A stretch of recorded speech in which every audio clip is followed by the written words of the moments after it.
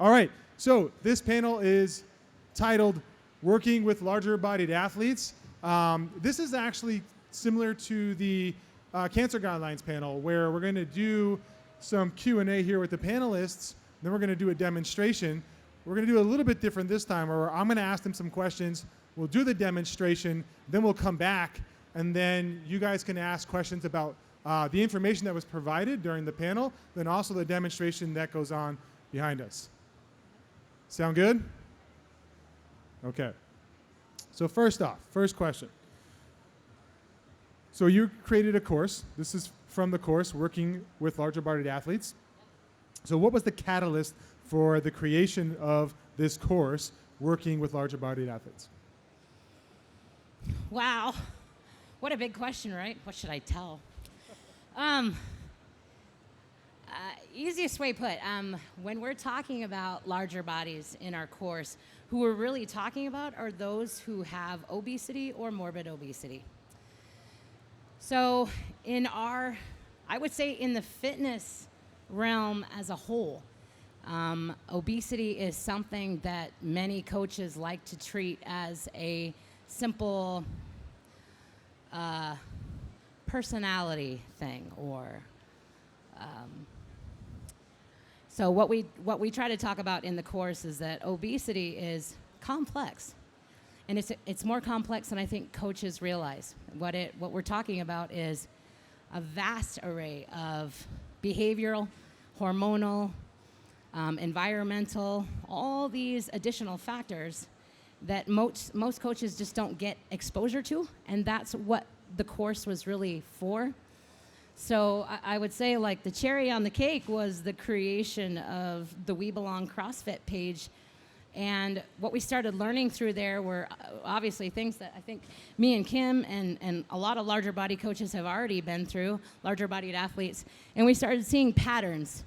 And so we started putting those patterns together, and it was very easy for us to identify where those gaps are in CrossFit and where we can bring value to coaches. And so, that's how the course started. And then, of course, I knew that there was probably a lot of coaches out there that felt exactly the way I did, which is, this is Kim. So I think for me, I met Athena through social media. I have followed her story since I think she first came on the CrossFit scene, and I was just really fascinated as someone who also lived most of her adult life in a larger body. I grew up in a larger body, and I found fitness when I was 35, and started slowly changing my life. I knew that there were absolutely gaps because I had experienced them myself, but I didn't realize that there were so many gaps within affiliates, because at my affiliate, we didn't have those gaps. We had coaches who had experience with all different sizes and shapes and ages. So, when we first came together, I saw things on the We Belong page, and I reached out to Athena, and I was like, I don't know how I can help, but sign me up. I'm in, whatever you need from me. And that has led to about 18 months, I think, of lots of work, lots of hours, lots of sleepless nights of trying to figure out how we can best take all the feedback we heard from the CrossFit community, from not only athletes, but also from coaches, just saying hey, we need help. We need to know how to, what do I do if a larger bodied athlete comes in? And then also the larger bodied athlete just saying, I don't know if I'm safe. I think I need to be fit before I show up. Is it a safe place for me to go? So I think that's kind of what we're trying to do, is sort of marry those two things together so that athletes feel confident and safe to go into a box knowing there are trainers there who are ready, but then also having trainers that know that if someone walks in, who's already started their journey, they might just walk in and be a scaled athlete like everyone else. But you might also have a larger body athlete who comes in, with a scooter or crutches or, assistance walking, or, they may need a box to sit on. And we want to make sure that affiliates are ready I think that's the biggest thing. So the course is directed towards coaches and larger-bodied athletes, and essentially to build two different types of confidence, right? So confidence in your ability to actually come into the gym and perform CrossFit and get results, and confidence and education to the coach of the complexity of obesity, but also confidence in your understanding of this, of these athletes, and then how to communicate and scale appropriately to keep them in the gym so they're getting results. Love it. Love it. Okay. So what impacts have you seen or experienced in terms of how beneficial CrossFit can be to those who have obesity or another chronic disease? Well, this is a health talk, and the obese population is perhaps the population that needs the CrossFit methodology the most. So there's a population that may have limited mobility, may have multiple issues with chronic disease. And as healthcare providers, we can make recommendations, but it's not until those recommendations become a habit that they're actually effective. And by getting people into CrossFit boxes, that's where they are able to form habits, to find community, to find support, to make healthier choices. So that's why something like this is so important. Will there be any information in the course on how coaches could effectively communicate with healthcare professionals so that they can work synergistically as a team to achieve these goals, achieve these results?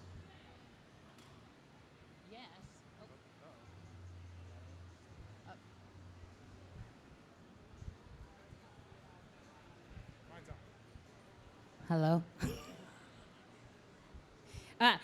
Answer to that question was yes, although we tend to rely more on the coaches to be able to work with the athletes, because I believe that healthcare recommendations for people with obesity is going to be a little slower.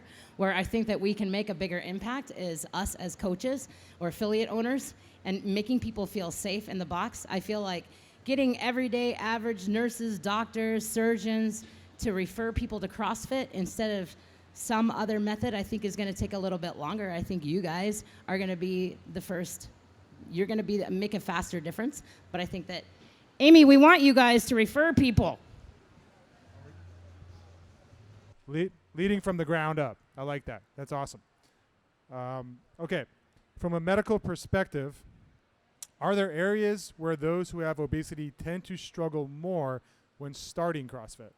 So when starting CrossFit, things to consider, larger body people may have multiple orthopedic considerations to think about. So the amount of weight on their joints may impact their ability to perform certain movements. They may have history of things like arthritis, surgeries, things like that.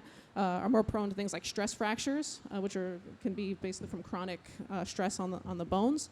Other things like other chronic diseases, diabetes, hypertension. They may be on medications that may affect their ability to do certain exercises, or may make them more prone to having hypotensive episodes. Also, things like cardiovascular just endurance may be something that may have to be sort of built up slowly when working with this population. So there are multiple things to consider. Asking the clients about their prior surgeries, medications, things like that might be helpful to know the limitations. So a good level of communication up front to have a better understanding of what's going on when they walk in. Medications, prior surgeries, aches and pains, limited range of motion, anything like that is going to be super helpful when initiating this program with this athlete, correct? Yeah, looking for scars. If someone has a big surgical scar, asking what that is, and if they feel comfortable talking about it, any limitations they may have with that joint, things like that. Making sure that, one, they're comfortable talking about that with you, and then their level of comfort with sharing any information or any of that information being shared with the rest of the group, correct? I mean, seems like something that would be really good to talk about with your athlete. Yeah, and I think that part of it too is not just looking for those scars and things like that, but knowing that the larger body is different, right? People carry weight on their frame very differently. And like Amy said, you might have someone who walks in who has already experienced stress fractures in their feet or lower extremities just from carrying around excess body weight. So those are things as a trainer, as a coach, that you have to be aware of, right? And you have to realize that, sometimes we make assumptions about people with larger bodies, and I would say probably more so with males than we do with females, but often things happen where we see like a bigger guy come in, and we're like, oh, I bet he can lift heavy, and mass moves mass, and we get really excited to load him up on a heavy barbell so that he can, like show how strong he is. And in reality, his joints, his tendons, his extremities are they probably don't need any external load if you're carrying around, as Athena said, 80 to 100 extra pounds of just excess body weight. And so it's just, being wise as a trainer to know what's appropriate, obviously keep people interested in progressing their skill set, but, knowing that you just have to be aware that it's a little different for this population. And just to think about it, so every 10 pounds on the body is about 40 pounds of pressure on your knees. So you can imagine any extra weight, the exponential pressure that is on someone's joints. So something to consider. Okay, what kind of unique experiences do athletes with obesity have in the gym that would be very valuable for coaches to know if they had more visibility on this? I'll take this one first. Obviously, we're not going to have time to go over everything, but there's definitely some ones I can send you home with tonight. I actually make a really good example. When they say mass moves mass, the bigger you are, the more you sweat. So this is something that larger bodies really struggle with in the box. One, because of just the psychological part that they have to struggle with, right? It's embarrassing. They're sweating all over the place. But the reason why that happens is because more surface area, it takes longer to cool. So the reason why larger body people sweat more is simply because it takes a lot more effort to cool them down. So when we're talking about lots of more sweat, some of the other things that maybe your people in your gym are not going to talk to you about are probably some of the side effects that happen because of all that extra sweat. Anybody have any idea what that might be?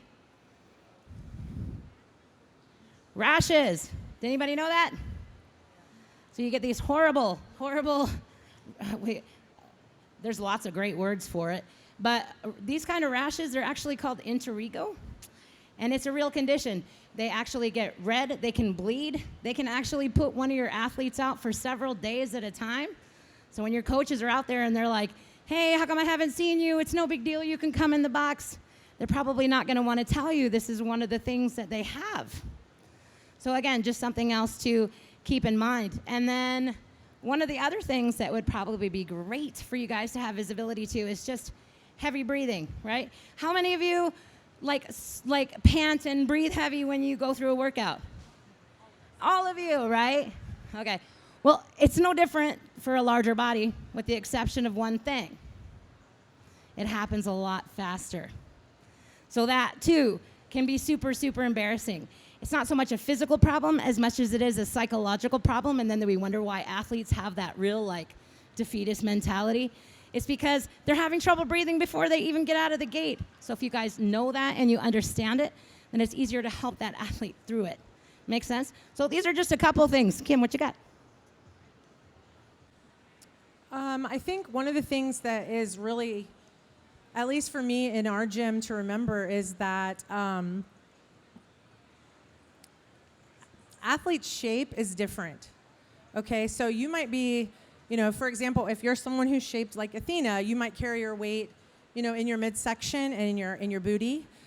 We have other athletes who maybe have larger arms or just larger legs, or they may be barrel-chested. All of those things can change your center of gravity. They can change your balance. They can change your proprioception. Have you guys ever noticed? If you watch someone who lives in a larger body, a lot of times they use support. Like if they're going to pick something up, you would notice they would put their hand on something before they bend down to pick it up. A lot of that is because they don't have good balance. And if you carry a lot of weight in the front of your body and you lean forward, your whole center of gravity, your mass is moving forward. Automatically, you're in your toes, which of course we know is not where we want you from a posterior chain engagement. But things like that, if you don't understand the mechanics of the body, you maybe don't understand why those positions are like uncomfortable for one, maybe a little intimidating. And then also, again, just positions that if you are someone living with a larger body, even just in your home, they probably navigate through their home, holding on to their countertops, holding on to the back of the love seat, sitting on the side of the bed to do things, bending over, picking things up, putting things over their head. Things that to us are functional movements. They don't know how to do them unassisted. So, if we think function and we think, they're natural, they're essential, they're necessary, as soon as these athletes start to lose that natural function, then they lose their independence, then they're in assisted living. So there's so much more at stake with someone who's living in a larger body to try to help them learn how to navigate the world. And I think if coaches can understand that, yes, they're like CrossFit, what we are watching out there, the spectacle of CrossFit is amazing.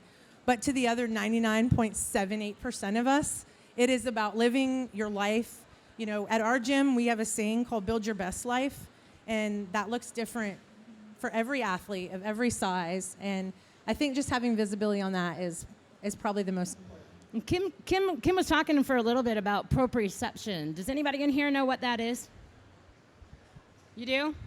So on a larger body, what we're really talking about is, especially if larger bodies carry their weight in front, they can't see their feet. So when you're asking them to go up and do a box step up or a box jump, the reason why people get so scared is because they can't see their feet. Probably didn't know that. So that would be like me asking you guys to jump blindfolded. You think that would be easy? Probably not. And then I think kind of along that line also is like if you have someone who comes in with a larger body and they're navigating the world, like I said, holding on to things and whatever, sometimes we're like, oh, we have box jumps today, 20-inch box jumps. We're going to scale you and you'll just jump on the 12. And it's like if they can't stand on one foot unassisted, should they be jumping on anything? It's just thinking things through to be like, is the risk worth the reward? Is having someone take a risk, even to jump on a 45-pound plate? Is the risk that I have impact on my knees and hips? Did you say 10 times more? What was the? It's about four times more. 4 times more impact on my knees and ankles to jump on a 45-pound plate? Is that worth it? Maybe for me as a trainer, if my ego needs that, but I bet that the athlete isn't really as worried about that. No, you're right. It's a long-term improvement, right? So rushing the process for the sake of your own ego as a coach, no, not worth it at all. And based on what both of you have just said on that question, you can very easily see that, or from even my own experience as a coach, there are a lot of things that I would not know to ask or even think about as a larger-bodied athlete is coming into the gym. So I can definitely see how eye-opening this course is going to be for the coach and the athlete. So this is really cool. We're going to roll into a demonstration here, but just very quickly, before we go into this demo, can you provide the group just some key insights? What are some key takeaways you want them to walk away with after this demonstration? Well, one thing is, as we were just discussing, fall risk. So those with larger bodies are definitely at a higher risk of falling in the gym and hurting themselves. So it's something you want to be very careful of, and we'll go through some ways to prevent that. But also thinking about just the excess weight on the joints and the implications that can have with either pain or injury.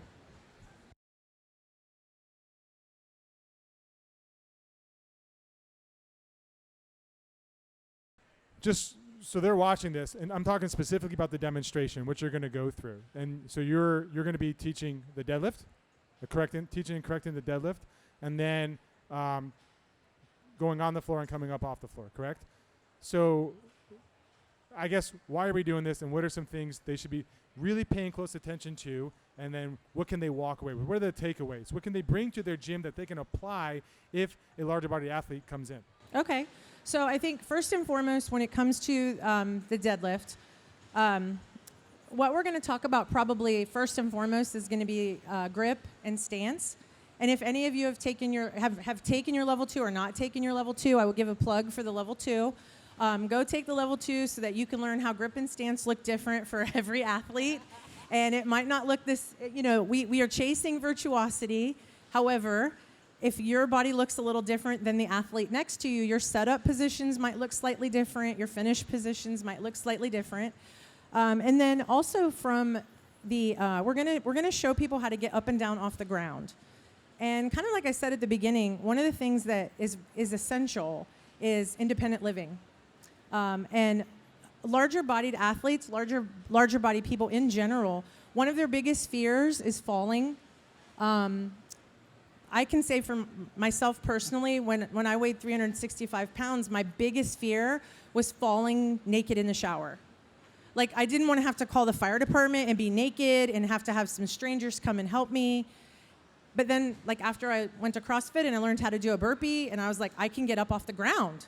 It might not look, like these athletes out here doing burpees, but it's me getting up off the ground. So we're going to show you a demonstration that I can say what we've seen so far when we've showed people this is people are like, oh my gosh, I'm going to show my mom, I'm going to show my grandma, I'm going to show, just people in their life who need some assistance. And it's really a tenet of what we've seen out here is skill development, right? If you can start from the basics and build those skills over time, then it becomes, a trajectory up always. Beautiful. That was beautiful. Let's do it. You ready?